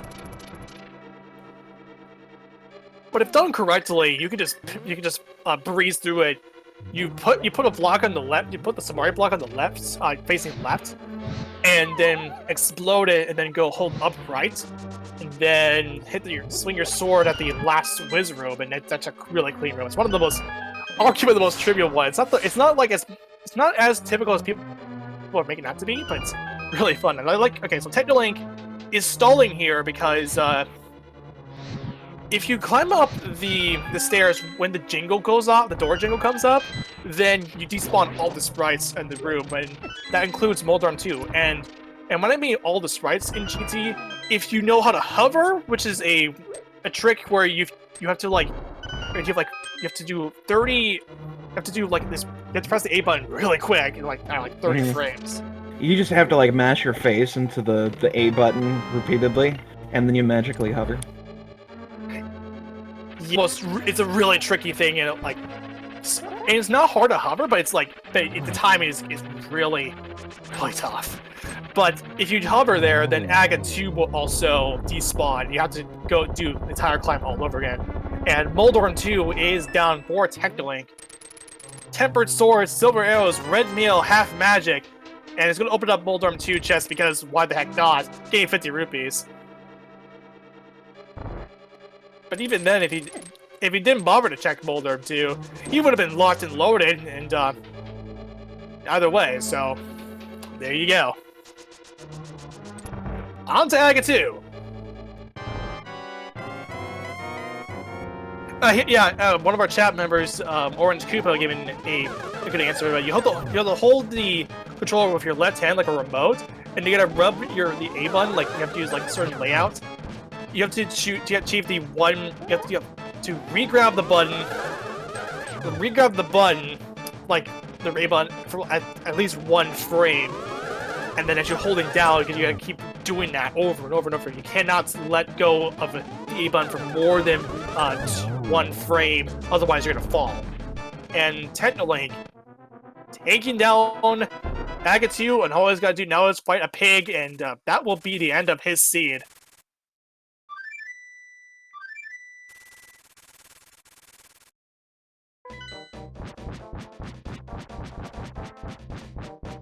And we'll watch as this small little tiny bat makes a conveniently sized pig-shaped hole. Yeah, looks like a pig, alright. And now Technolink has dropped down into the Ganon fight. This will be a breeze. Yep, Tempered is super easy on this one. Just 12 slashes, or 6 spin slashes. Per phase. Oh, this is the good corner. This is the good corner. This is the one I tend to get if I don't do the 1-1 cycle. If Ganon goes up to the top right of the screen, then you can just hide out in the corner, and the fire bats will not hit you nor Ganon, and you can just spin slash away, and you'll be breezing through that first sequence and onto phase 3. I do like the fact that Techno is just using full advantage of that half magic, using the cape, and just like, I don't feel like getting hit today. Yeah, and on to phase number 4. Silver is his true weakness, and now he's gonna go for Torch Glitch, but doesn't really matter. He misses it, but again, doesn't matter. He's got silver arrows, so it shouldn't be a problem. Going to refill his magic with the blue potion that he picked up earlier. And now it's just a matter of getting 4 silver arrows into Ganon, and that will be the end here. Oops, he misses a shot. Gonna wait out this, wait out here so you can get both of the torches lit at the same time. Right, that's 2, 3. Oh, almost the triple. I don't think those threats set up for it. That's it. Piggy's dead. Get your GGs in chat for Technolink, and all he's got to do to finish off this seed is across the 1x3 bridge, and he will be beating the seed in first place on our restream. Official time is going to be 1:29:27. That is good enough for 5th place overall, and he's got a PB to his name by 9 minutes and 27 seconds. Top 5 is a really nice time in a race. A good. That's number T5 to Technolink's name, if you want to go by like racing terminology. Just before Technolink finished, we had Koride in 4th place with a time of 1:29:01. Illis24 in 3rd place with a time of 1:26:57. Hayfield Bay in 2nd place with a time of 1:23:20. And our overall winner, Shiva Hayes 87, in 1st place with a time of 1:21:23. And also got a PB by 2 minutes and 6 seconds. That is a great time. And speaking of great times, here we are with our first place restream runner, the man, the myth, the legend, Mr. Technolink. GG. GG. Well, I told you, always check Say Hobo. to Scruff, go ahead. Yep, always check Hobo. Hobo. Blah, blah, blah, blah. Oh wait, this is not April 1st. Blah blah blah. Hobo, blah blah blah. Man, I feel like I lost so much time by doing the first run on Swamp Palace when I didn't have the hook shot. Yeah, we were kind of grimacing a little bit when we saw that. We're like, oh no. Oh, please go do the water checks first. Go get your silvers, then you'll conveniently find your hook shot. Yeah, that's what I did afterwards. I was like, well, the way this seed is going right now, everything is right in my path. So I get the flippers, I get the hammer, and mirror as well, so that means let's go to Swamp Palace and hope for something there. And to make matters worse, just like the best slap in the face, Left Side Swamp was a map and a compass. Yeah, pretty much. I'm pretty sure that cost me the 4 minutes I needed today. Well, it's quite a walk back if you need to do that. So. But it's the way it is. But I'm very happy with this result.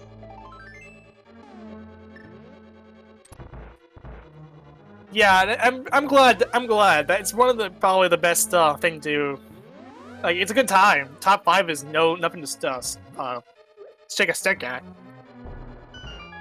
Yeah, it's definitely one of my better races, I would say. Although dying in Hyrule Castle, honestly, that was no. Yeah, I died in Escape when I went to at the start of Escape. I fell off the bridge. Yeah, you got 1.0. We saw that. Hey, at least That's alright, we'll just act like that never happened. Yeah, at least you didn't tell Scruff to go to Kakariko. Or not to skip Kakariko. To skip Kakariko, yeah. Yeah, skip Kakariko.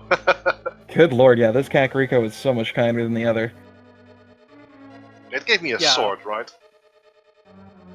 It gave you a sword, yes, in the back of the tavern. Or, yeah, the back of the tavern. Mm-hmm. Yeah, our swords were Paradox Cave, back of the tavern, Desert Ledge, and front of Escape. Yeah, I got that Yes. Master Sword and then died. Well, to be fair, it saved me a bit of time, I guess. Yeah, it was not bad. Because, well, maybe the game was just telling me, Techno, you should die right now because you're just wasting your time with this check.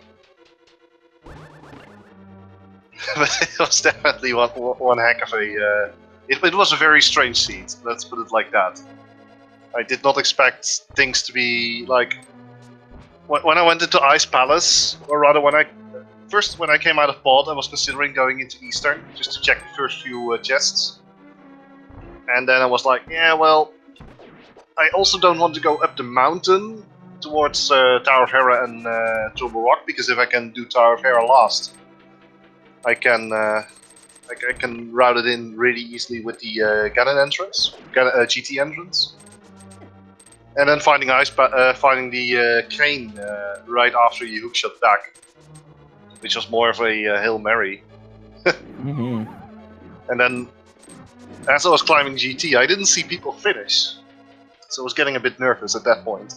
But then I saw Ayla's finish, and I was like, let's see.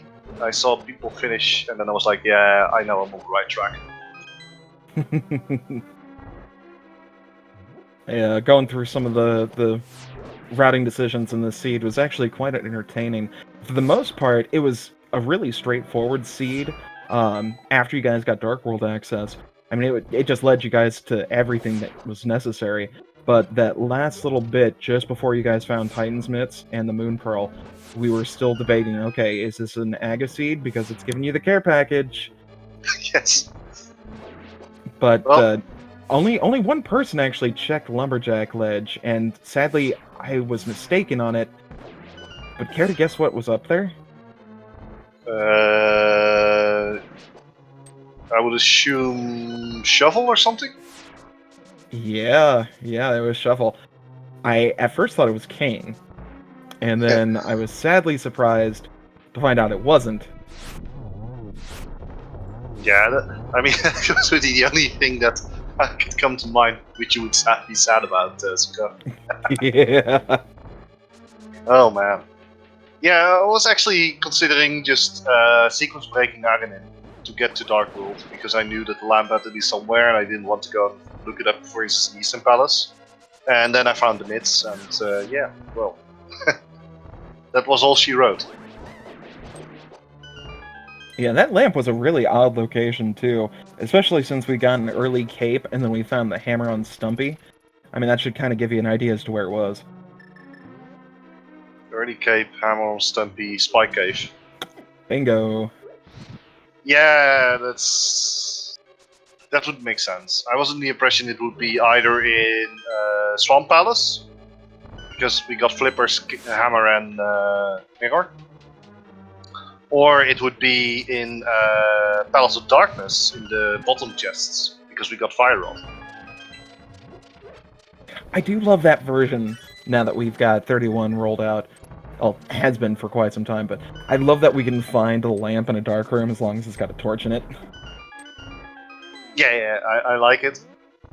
But fortunately, if you learn the dark rooms, especially one of the harder ones, Turtle Rock, or rather, it feels hard, but it's actually, if you can get the platform right, it's pretty reasonable to do, actually. Just hold down at the first part, then go up, go left, and then hold right until you're beneath the spinning thing, and then just hold left. And then, sorry, hold down, then left, of course. And then you're at the exit, so I would definitely, if I didn't learn that one earlier, then oh boy. Yep, that is a fun one to go ahead and get to learn. And thankfully, the way the things were set, you guys were able to find that fire rod before most of you guys went into pod. So the turtle room, super easy to do. And since we had Misery Mire, one of the other difficult dark rooms, as a pendant, and Kane was our go mode, no one had to worry about that. Yeah. Although I was worried about, for instance, just having lamp in Misery Mire or something like that, but to be fair, was it even possible? We got Mitts, we found flute in I forgot where we found Pyramid food. Fairy, yeah. Oh yeah, Pyramid Ferry. So it was actually possible to have it there. Mm-hmm. Not that it. That actually begs the question there. When you saw that flute, what were you thinking? Oh boy.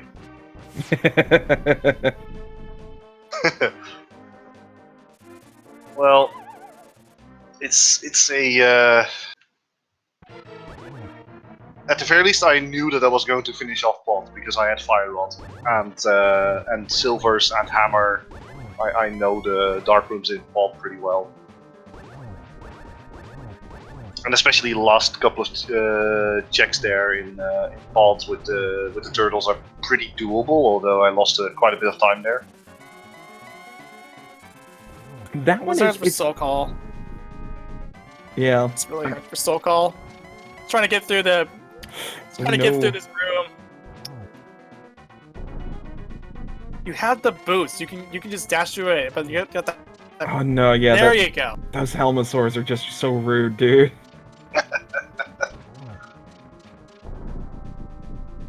But yeah, that turtle room, it is just a pain in the butt. But kudos for being able to get through without too much hassle.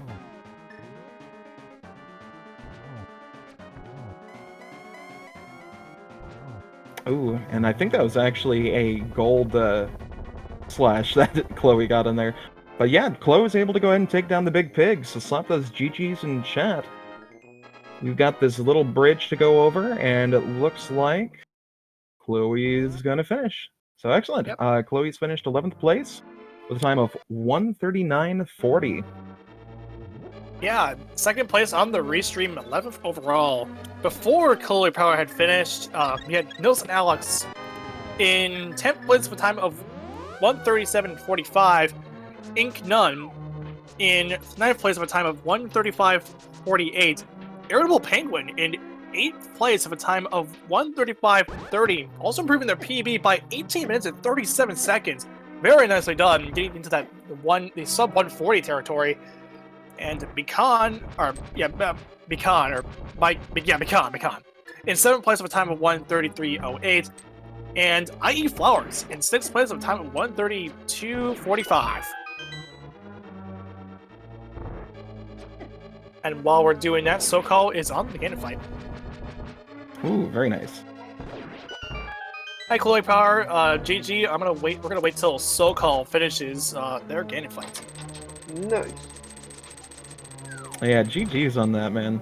I was kind of frightened with the way you were leading around everything except for Ice Pellets, so we were like, oh no, he's gonna last location the cane.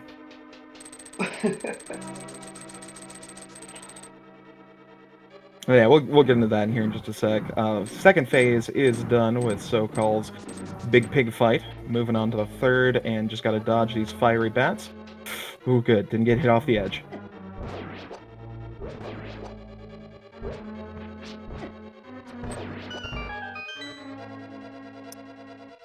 So-So's going through the gauntlet as SoCal enters the fourth phase of the Ganon fight. Silver is a strict, like I mentioned previously. It's going to get the silver arrow shots. Does not matter about the. Does not want to even care about getting the torch glitch here. I think he's got potions. Gotta be real careful. He does. All right, cool. Okay, cool. That's fair. So you got more shots to work with. Still 8 shots, but like you got at least have 4 more attempts on per shot. Gets another one of those silverless slashes in.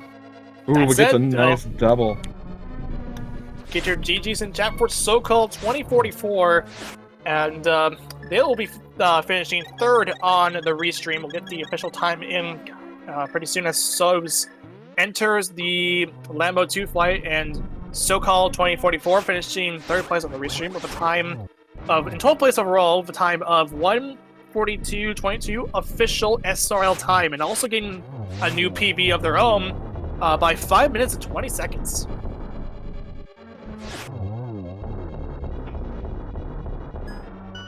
Also, Chloe, I saw your comment in IRC, and I love that. So, yeah, so basically I just wanted to do Icebreaker, and the game didn't want me to do Icebreaker. Well, if you really wanted to do it, you could go back and do it. I could have, but that just didn't happen. That was my biggest thing. I was like, I don't really want to do Ice Palace, because if I have to search through Ice Palace... I can guarantee you, if I was playing this seed, I would have done that. I would have found that cane, walked up the stairs, pushed that block out of the way, and then done the icebreaker. Well, it's like we got Fire Rod and Flute. Well, I got Fire Rod and Flute literally next to each other, and I'm like, alright, fine, I'll follow these two items instead of going into Ice Palace. I'm like, maybe follow the Flute instead. So, that ended up leading me all around the world. Not bad for an all dungeon seed. Yeah, not bad at all. I mean, the fact Fire- that... Oh god. Go ahead. Yeah, the fact that you were able to complete so many dungeons and still get third on that race stream there, I mean... Or, second, excuse me.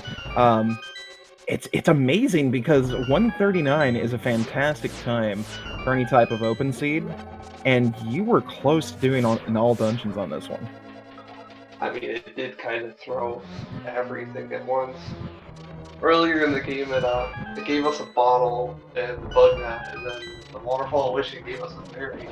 And then, like, I'm gonna be so happy. I'm gonna sequence break that bow that's on Highland Island, and I got the mirror in Village of Outcasts. So I'm like, yes, it's gonna work. And then we get to Iron Cave and it gives us both the bow and the flippers, and it's like, no.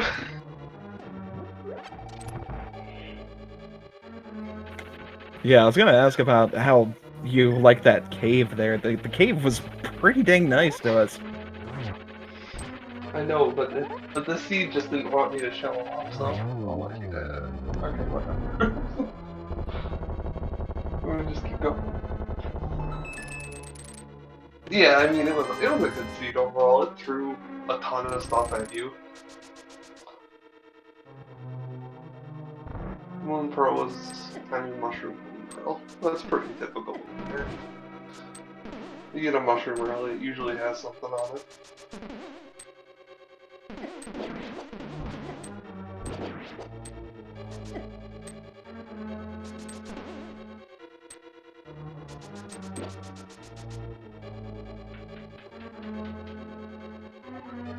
Right, I'm going to head off. Thanks for having me, and thanks for commentating, of course. Hey, anytime, Techno. Appreciate your racing.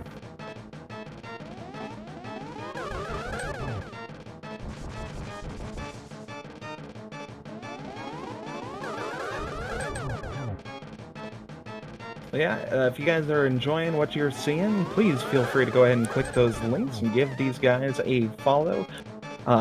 As you can see, they are well deserving of such, and they're super entertaining in all the other races too, so definitely go ahead and give them a follow.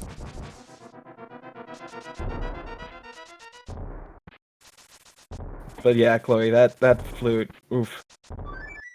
Well, no, when we saw that over in Pyramid Ferry, I was just kind of sweating at first, because it's not a fun thing to find, especially with both Desert and Misery Mire.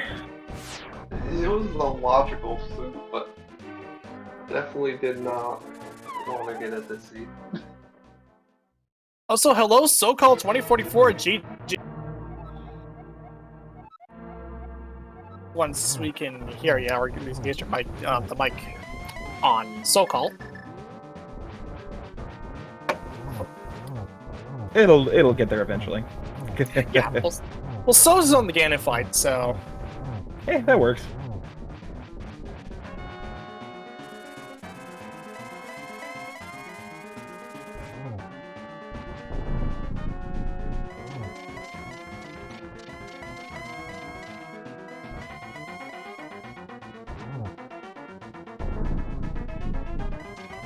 Alright, so this is on the third phase of the Ganon fight.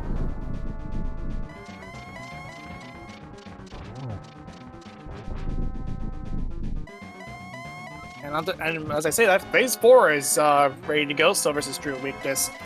So, Gain Torch Glitch doesn't want to waste any chances here. Popping that blue potion.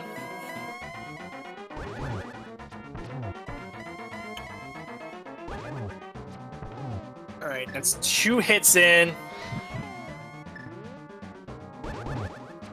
Ooh, I like that. Ooh, nicely done. Nice stop from So's. And get your DJs in chat for So's.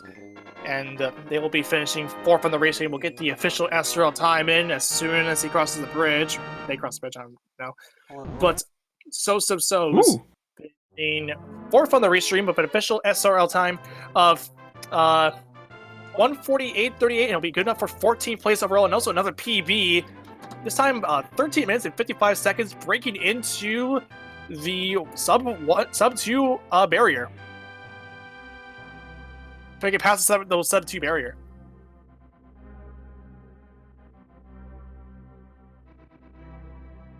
And it sounds like we actually got SoCal looking. Yeah, we can hear you. Oh, GG's, buddy. Whoa! Right? So, can I ask where the lantern was? Spike Cave. That makes sense. And when I was in Hookshot Cave, I had 8 hearts and half of my magic, and I was like, probably not going to be able to do it. So. Yeah, it was one of those weird things where it was logically required to get the flute to get up there because the lamp was in that Spike Cave. But thankfully, dark rooms, the ones that you guys were required to do today, were pretty easy. So it wasn't that bad. Well, the one pod dark room kind of got me a little bit, but with the hammer. But I made it through. So. Yeah, I was gonna say kudos to that. I mean, having the fire rod makes it a little bit easier on that part. Right. But if you're able to get through that without dying without a fire rod, then whew, Yeah. major kudos. Thank you. First free stream ever, so that was pretty fun. And we got a good showing too.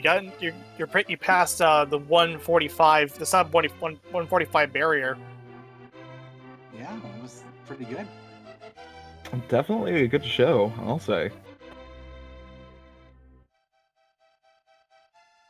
And I just want to make a quick fun joke here.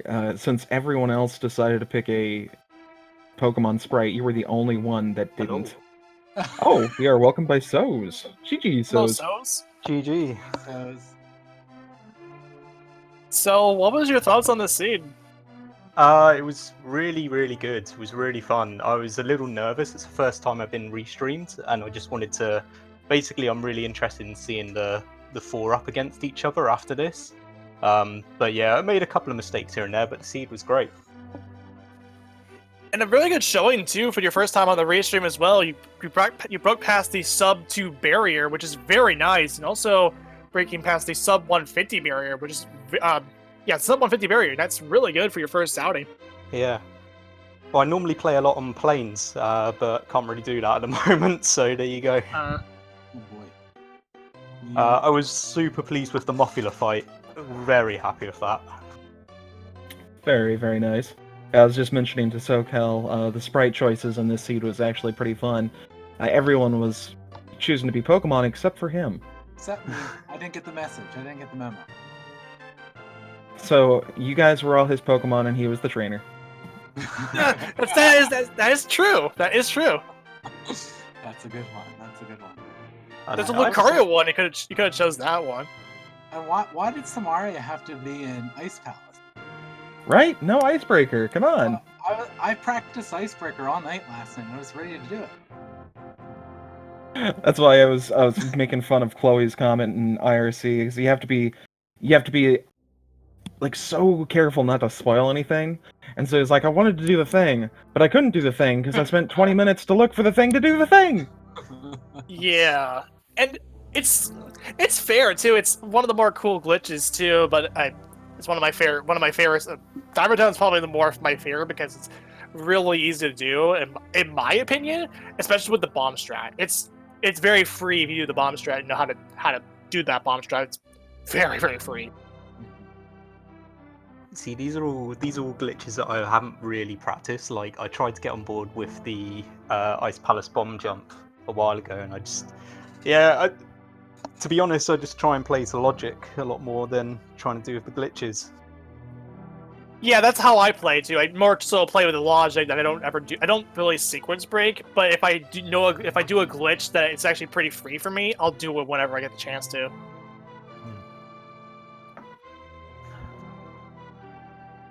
But yeah, that flute there, when you were finding that over in Pyramid Fairy, what were your thoughts when you saw that? The thing is, because it wasn't necessarily needed, I think, if I remember correctly, I didn't go straight for it. I kind of forgot about the flute, to be honest. It was the lamp that got me up in Spike Cave as I left it and had to go back. I don't really know how to do dark rooms, I'm scared of them, so there you are. Hey, no worries. I didn't want to do them either, but I had to. Alright, get any final thoughts on the scene before we have to wrap things up here? No, not at all. I think it was a good first showing for both of us. Yeah. Oh, for sure, yeah. You put some really good times too, and it's really great to have you on the restream. Yeah, I was pleased with how I played, even with the nerves going into it as well. Definitely. Oh yeah, and I gotta say, you guys did fantastic. Not only, of course, for being able to finish with a really nice time, but you guys actually beat some really heavy hitter runners in this seed. So, kudos to both of you. Thanks very much. Thank you. Okay, so we are going to wrap things up here, but looking at the schedule, we got a lot of action coming up here today on Speed Gaming. Going on right now on Speed Gaming number 2, we have the Metroid Prime 2 Randomizer, a little tournament match here. And then we also have the at 5 and 5:30 p.m. on Speed Gaming 4 and 6 respectively. The Super Metroid multi-category tournaments also being going on, and at 6 p.m. on Speed Gaming 3, here on Speed Gaming 3, and on Speed Gaming number 4, we also have the Final Fantasy Spring Tournament, Final Fantasy 1 Randomizer Spring Tournament. Definitely want to check that out if you're any interested in Final Fantasy like myself. And then at 6:10, coming on right now is on Speed Gaming number 5. We also have, but I think near the end of what seems to be a pretty cool ALTTP League match. This is week 5, Cross Keys. But at 6:10, we have the Strongest Mole versus the Long Shots. Drunk Fuse Yourself versus Arusta in week number 5. And then at 9 p.m., and also at 8:30 p.m. too on Speed Gaming 3, we have the SMB Super Mario Bros. 3 Randomizer Challenge Cup. That'll be a fun one to look at. And then 9 p.m., we'll have another Final Fantasy 1 Randomizer Spring Tournament match. And then 9 p.m. on Speed Gaming 6, the last one is Speed Gaming 5, and number 3. We have the multi-category tournament, and then to wrap things up the night, it'll be a pretty late one. We have on Speed Gaming 2, the Missing Links versus WJP TBB, Phalian versus JP. This will be a fun one to watch. Definitely want to watch if you want to keep up with all the action. Definitely follow the Speed Gaming channel, Speed Gaming and Speed Gaming 2 through 6, along with our multilingual channels like French, Dutch, Spanish, and Portuguese. And of course, follow the runners. They put on a really good show for you all. Your runners were Technolink, Chloe Power, SoCal 2044, and So. And you're going to be definitely want to give them a nice party follow. And our trackers for today were White's Wolfos and Razor Flamekun. I think that was the name. I just don't see it in this word. But yeah, Razor Flamekun. Mm-hmm. And of course, we are basically Scruff Renderer, I guess. Scruff, me, and Renderer. The duo of Scruff Renderer. Definitely want to. We don't have an official name for this, but definitely give us a follow. We came down here to perform, not perform for you, and if you know the words, you can join in too. But we were here to do this broadcast, and we had a great time. You had Scruff, you did have a good time? Oh yeah, I always have a good time just kind of egging on these runners. But definitely, yeah.